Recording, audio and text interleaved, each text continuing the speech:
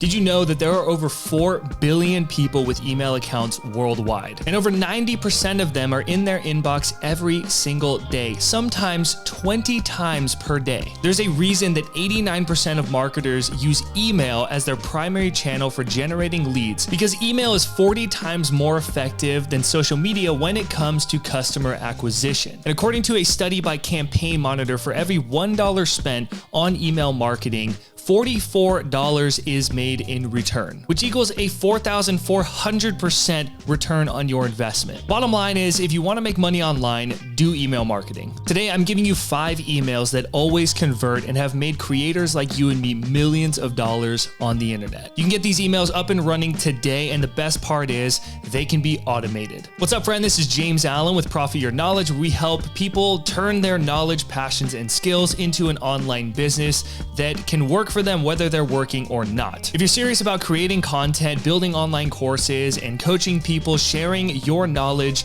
and skill sets with them and making real money with it, I'd highly recommend you check out my 5-step action guide that walks you through how to earn at least $500 per month of passive income in 5 simple steps. Even if you don't know what your business idea is, this guide is going to walk you through every aspect of that and then how to actually build a business and automated system that can make money while you sleep. Like, actually. There's a link in the description. You can always go to profityourknowledge.com/guide. Now, I want you to have a business that runs on autopilot for the most part. It's still going to require some work on your part, but when it comes to writing out emails, we want these emails to be sent every single day when somebody opts into our email list. But that begs a question. How do we get people to actually opt in to our email list? Before we start writing out these emails, we want to create a lead magnet. Now, I'm not going to go into crazy depth on this, but this is how we get people to go through these 5 emails that I'm about to share with you. A lead magnet comes in many different forms. It can be an ebook, a short PDF. It could be a checklist. It could be a video or a workshop, templates, and a ton more. When you're building out a lead magnet to get something out there quick, I'd highly recommend just recording a video or making a really short PDF checklist of some kind. You don't have to put a ton of time into building some sort of online quiz that's super sophisticated. You're just giving someone something valuable in exchange for their email address. The way you make a great lead magnet is by answering this question. What is a persistent problem that your audience faces, and how can you quickly solve that for them in a short PDF or video? And once somebody opts in, that is going to kickstart your email funnel. So what is an email funnel? An email funnel is a strategic series of emails that guides a new email subscriber to becoming a paying customer. And there's a big misconception when it comes to email funnels that when somebody opts into your list, you have to wait a very long time, 30 days, 60 days, couple months, until you can finally start to make them an offer, because you have to nurture them. If you're creating content like social media posts, podcasts, YouTube videos, blogs, and people are reading that, then they're building trust with you before they ever opt in. Sometimes people can be following you for months until they finally decide to pick up your lead magnet. And when those people finally decide to opt in, they are more committed than just a casual looky-loo viewer that only watches your free content. And when people first opt in, they are most committed and interested in what you have to offer, which is why we should present our offers sooner inside of our email funnel. So the email funnel I'm going to share with you is only 5 emails. That's it. You can add more to this if you want, but I'd recommend just using this 5 email structure as a solid baseline to get started. Here's an overview of the 5-day email sequence. Email number 1, which goes out immediately when people opt in, you're just going to teach. Email number 2 is going to come out 1 day after email number 1 or after they had opted in. And in this email, you're going to teach again. Email number 3 is going to come out 1 day after email number 2. And inside this email, you're going to teach them and then transition to introducing your product or service as being a good solution for the problem that they're facing or what you've been teaching them over the course of a few days. The next day after email number 3 comes email number 4.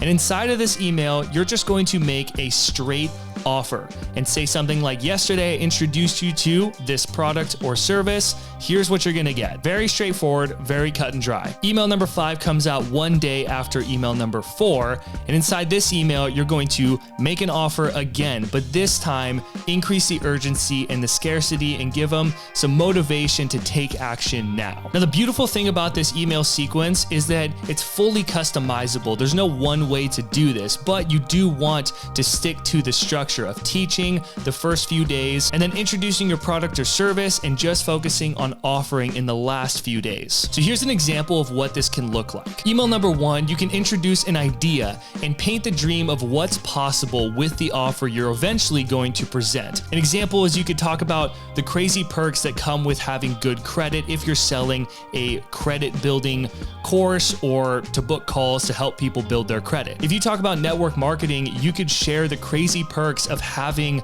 a really good network and why that is so valuable in life. And in this email, you're not making any offers, you're just teaching them and getting their brain turning about what's possible. Then comes email number 2, where you're going to go deeper on the idea of what you introduced in email number 1 and get them a quick win of some kind. But make sure it's relevant to the product or service that you're trying to eventually sell. But again, in this email, you're not selling anything. You're just leading with value and teaching. What's a quick win that you could get someone about something related to your offer? Make sure it's very valuable and very actionable. Then we go into email number 3. This is where we start transitioning into your offer. And this is a great email to teach them why people stay stuck in this area, and then introduce your product or service as the solution. Inside this email, you're finally making an offer, and this is where you can add a link to go to a book a call page or to go over to the sales page for your product. In email 4, this is the strict offer email.